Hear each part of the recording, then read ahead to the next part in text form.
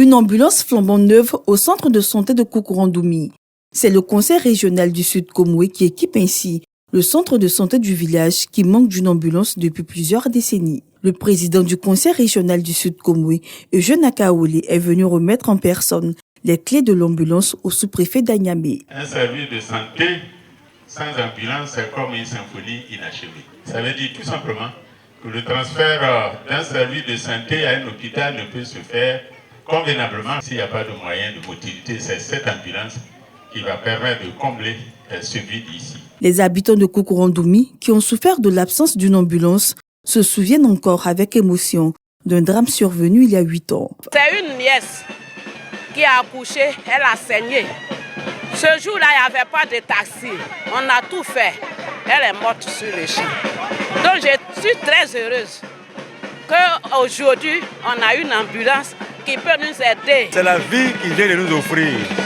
Et recevoir une ambulance de quelqu'un, c'est qu'il vous aime, c'est qu'il vous donne la vie. Koukorandoumi était donc en fête avec lui les villages d'Amoakoro, de Nyamieko et de Biaga. Tous bénéficiaires des services de l'ambulance qui représentent une promesse de vie, une avancée concrète vers un meilleur accès aux soins pour les populations.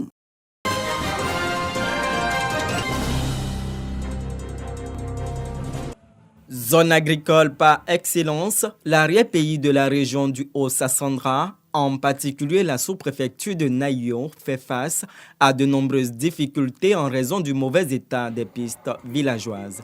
Une situation qui complique la circulation des personnes et des biens, ainsi que l'évacuation des produits agricoles. Le lancement des travaux de reprofilage lourd arrive donc à point nommé pour soulager les populations et améliorer les performances économiques des localités concernées. Les femmes enceintes là, pour les envoyer à l'hôpital, c'est très difficile. Aujourd'hui, c'est une grande joie pour nous qu'on entend qu'aujourd'hui, on va faire le lancement de notre route. Ça nous réjouit beaucoup. Nous venons donc au nom du ministre Touré Mamadou mettre en route les travaux du tronçon Nayo-Tézié. Et nous disons aux populations de prendre soin parce que c'est un effort exceptionnel que le président de la région fait avec ses amis, surtout avec l'appui du président de la République pour venir satisfaire la population. Les travaux de reprofilage concernent l'axe Nayo-Tézié en passant par Nakiayo sur une distance de 9 km pour un coût global de 38 millions de francs CFA. Au nom des populations, le conseiller régional Jonas Nakakipré a exprimé sa gratitude au président de la République pour ses actions à fort impact social menées par le ministre Touré Mamadou et son représentant Ibrahim Lokpo, maire de la commune de Saïwa. Cette zone était coupée carrément de la sous-préfecture de Nayo, ce qui posait même un problème à monsieur le sous-préfet, à madame la sous-préfet de la circonscription. Donc la population se joint à moi pour dire merci. Le démarrage des engins, symbole concret du début des travaux, est suivi d'une visite terrain, ce qui laisse entrevoir l'espoir d'une transformation significative des infrastructures pour le bonheur des populations locales de Yokolo.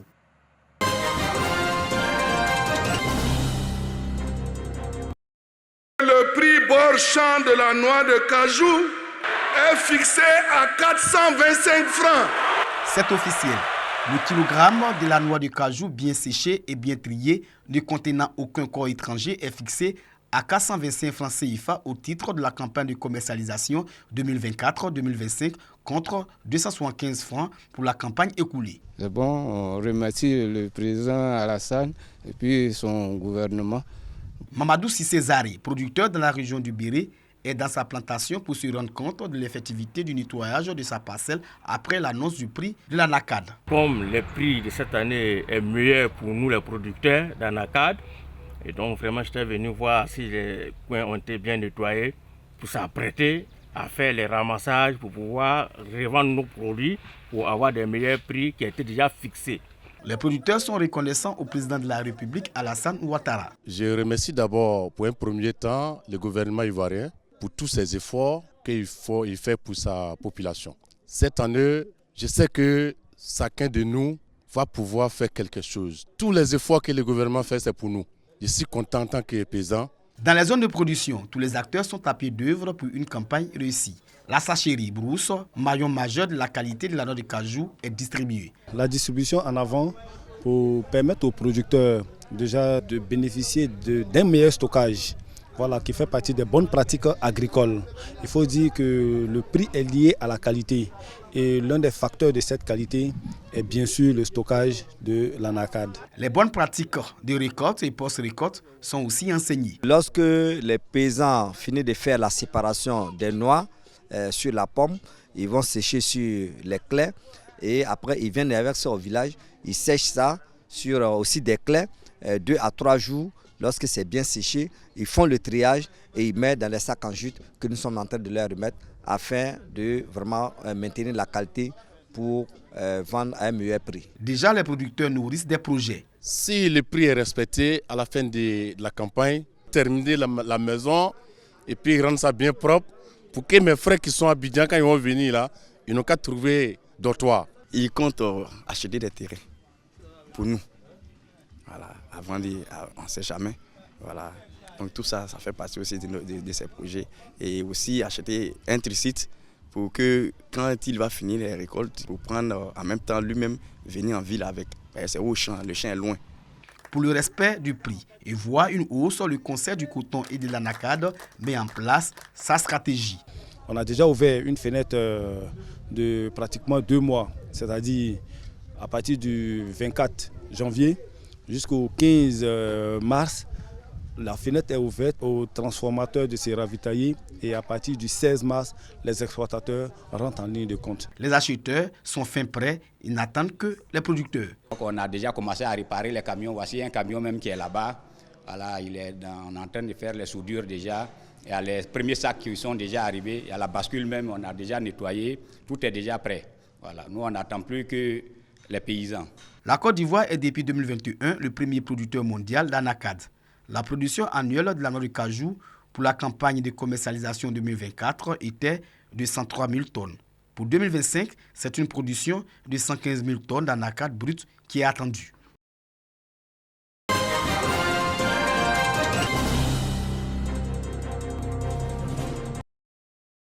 Le vent de l'harmattan, accompagné de poussière, souffle sur toute la ville de Gagnoua, au centre-ouest du pays.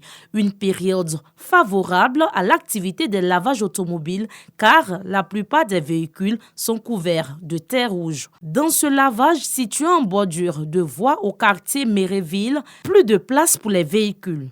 Ce lieu ne désemplit pas. En temps d'harmattan, la poussière envahit vite les véhicules et on ne peut pas circuler avec cette saleté-là dans la ville. De temps en temps, on arrive au lavage ici pour faire laver nos véhicules. Je le fais 2 fois par semaine pour rendre le véhicule vraiment propre, l'habitacle propre pour qu'on ne puisse pas être enrhumé par la poussière. Quand la moto est sale, nous sommes obligés de la faire laver parce que ça salit aussi les vêtements. Pour le superviseur, la saison sèche représente un gagne-pain pour eux. Du lundi au dimanche même, c'est toujours quand on ça est là. Nos lavages, ça maille. On arrive à faire 750 000 ou bien 40 000 francs à patron. Les petites voitures, les voitures lavées assurées, 1500, les petites voitures là. Mais le lavage simple est 1000 francs. Mais les lavages assurés, c'est 2000. Le lavage simple, c'est 1500. À Gagnoua, tous les lavages auto tirent profit de cette période.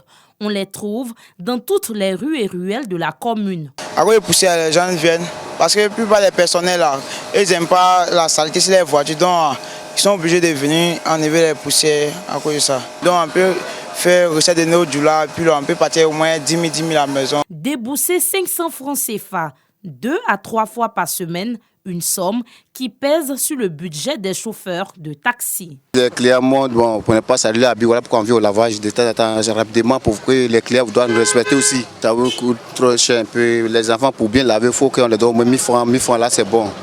Pour éviter de dépenser beaucoup d'argent pour rendre leur véhicule propre, certains chauffeurs ont trouvé une alternative. Ils vont directement au marigot. Quand tu as calculé là, tu peux dépenser au moins 2000 par jour. Alors que le journée n'est pas encore fini d'abord.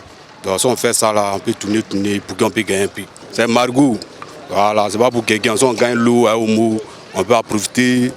Présentement à Gagnoua, que ce soit dans les lavages modernes ou marigots, le plus important pour les automobilistes, c'est de débarrasser son véhicule de la poussière générée par l'harmattan.